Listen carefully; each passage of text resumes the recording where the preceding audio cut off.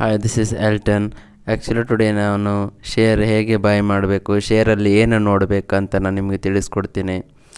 First of all, ನೀವು share ಮಾರ್ಕೆಟ್ನ ನೀವು ಗ್ರೋ ಆ್ಯಪ್ ಅಲ್ಲಿ ನೀವು ಬೈ ಮಾಡೋಕ್ಕೆ ನೋಡ್ತಾ ಇರ್ತೀರ.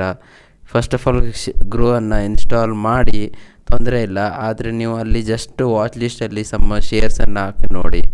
ಮತ್ತು ಯಾರೋ ಒಬ್ಬರು ನಿಮಗೆ ಟಿಪ್ಸ್ ಕೊಟ್ಟರು, ಏನೋ ಒಂದು ನೀವು ಇದು ತೊಗೊಳ್ಳಿ, ಅದು ತೊಗೊಳ್ಳಿ, ಲೈಕ್ ಪೆನ್ನಿ ಸ್ಟಾಕ್ಸನ್ನು ತೊಗೊಳ್ಳಿ ಅಂತ ನಿಮಗೆ ಅಡ್ವೈಸ್ ಮಾಡ್ತಾರೆ. ನೋಡೋಕ್ಕೆ ಹೋಗಬೇಡಿ.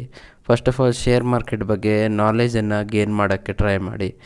ಲೈಕ್ ಶೇರ್ನಲ್ಲಿ ನೀವು ಏನು ನೋಡಬೇಕು, ಶೇರ್ ಹೇಗೆ ಮೂವ್ಮೆಂಟ್ ಆಗುತ್ತೆ, ಎಷ್ಟು ಟೈಮಲ್ಲಿ ಇಟ್ಟರೆ ಶೇರ್ ಗ್ರೋ ಆಗುತ್ತೆ, ಅಥವಾ ಗ್ರೋಯಿಂಗ್ ಸ್ಟಾಕ್ ಯಾವುದು ಅಂತ ನೀವು ತಿಳ್ಕೊಳ್ಳೋದು ನೀವು ನಿಮ್ಮದು ಲರ್ನಿಂಗ್ಸಲ್ಲೇ ನೀವು ಲರ್ನ್ ಮಾಡಿದ್ರೆ ನಿಮಗೆ ಗೊತ್ತಾಗುತ್ತೆ ಯಾವ ಶೇರನ್ನು ನೀವು ಬೈ ಮಾಡಬೇಕು.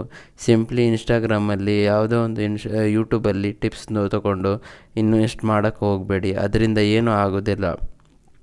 ಫಸ್ಟ್ ಆಫ್ ಆಲ್ ಪೆನ್ನಿಯನ್ನು ತೊಗೊಳಕ್ಕೆ ಹೋಗಬೇಡಿ. ದುಡ್ಡು ಇಲ್ಲ ಅಂತ ₹1, 50 ಪೈಸೆ, 30 ಪೈಸೆ ಅಂತ ಸಿಗುತ್ತೆ ಅಂತ ಸಾವಿರಗಟ್ಟಲೆ ತೊಗೊಳೋದು ಯೂಸ್ ಇಲ್ಲ. ನೀವು ನಿಮ್ಮದು ಯಾವ ಕಂಪನಿಯಲ್ಲಿ ನೀವು ಶೇರ್ ತೊಗೊತಾ ಇದ್ದೀರಾ ಅದರ ಫಂಡಮೆಂಟಲ್ಸ್ ಅಂತ ತಿಳ್ಕೊಳ್ಳೋಕ್ಕೆ ಟ್ರೈ ಮಾಡಿ.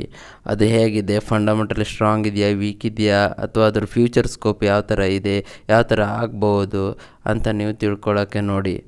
ಮತ್ತು ಅದರಲ್ಲಿ HNI ಇದ್ದಾರೆ, ಇಲ್ಲ ಇನ್ಸ್ಟಿಟ್ಯೂಷನ್ಸ್ ಇದ್ದಾರೆ, ಡೊಮೆಸ್ಟಿಕ್ ಇನ್ಸ್ಟಿಟ್ಯೂಷನ್, ಫಾರಿನ್ ಇನ್ಸ್ಟಿಟ್ಯೂಷನ್ ಇದ್ದಾರೆ ಅಂತ ಅದನ್ನು ನೋಡಿ. ಮ್ಯೂಚುವಲ್ ಫಂಡ್ಸ್ ಇಂಪಾರ್ಟೆಂಟಾಗಿ ಅವರಿದ್ದಾರೆ ನೋಡಿ. HNI ಇದ್ದಾರೆ ನೋಡಿ. HNI ಅಂದರೆ high net worth individual, like Ashish Kacholia, Vijay Kedia ಇಂಥವರು ಹೈಯೆಸ್ಟ್ ಅಮೌಂಟ್ ಹಾಕಿರ್ತಾರೆ ನೋಡಿ. ಅವರಿದ್ದರೆ ಒಂದು ಪ್ಲಸ್ ಪಾಯಿಂಟ್ ನಿಮಗೆ. ಯಾಕಂದರೆ ಲೈಕ್ ನಿಮ್ಮದು ಶೇರ್ ಏನಾದರೂ ಲಾಸ್ ಆಯಿತು, ಏನಾದರೂ ಇಶ್ಯೂ ಆಯಿತು ಅಂದರೆ ನೀವು ಒಬ್ಬರೇ ನಿಮ್ಮ ದುಡ್ಡು ರಿಸ್ಕ್ ಆಗ್ತಾ ಇರಲ್ಲ, ನಿಮ್ಮ ಜೊತೆಗೆ ಅವರು ಕೂಡ ಇರ್ತಾರೆ. ಸೊ ನಿಮ್ಮ ಹೇಳೋದೇನೆಂದರೆ ಅವರು ತುಂಬ ರಿಸರ್ಚ್ ಮಾಡಿ ಹಾಕಿರ್ತಾರೆ. ನೀವು ಎಲ್ಲವನ್ನು ಶೇರ್ ಬಗ್ಗೆ ತಿಳ್ಕೊಳಕ್ಕಾಗೋದಿಲ್ಲ. ಸೊ ಅವರು ಮಾಡಿರ್ತಾರೆ. ಸೊ ನೀವು ನಿಮ್ಮದು ರಿಸರ್ಚ್ ನೀವು ಮಾಡ್ಕೊಂಡು ನೀವು ಹಾಕಬೇಕು. ಅವ್ರು ಹಾಕಿದಂತ ಹಾಕಬೇಡಿ.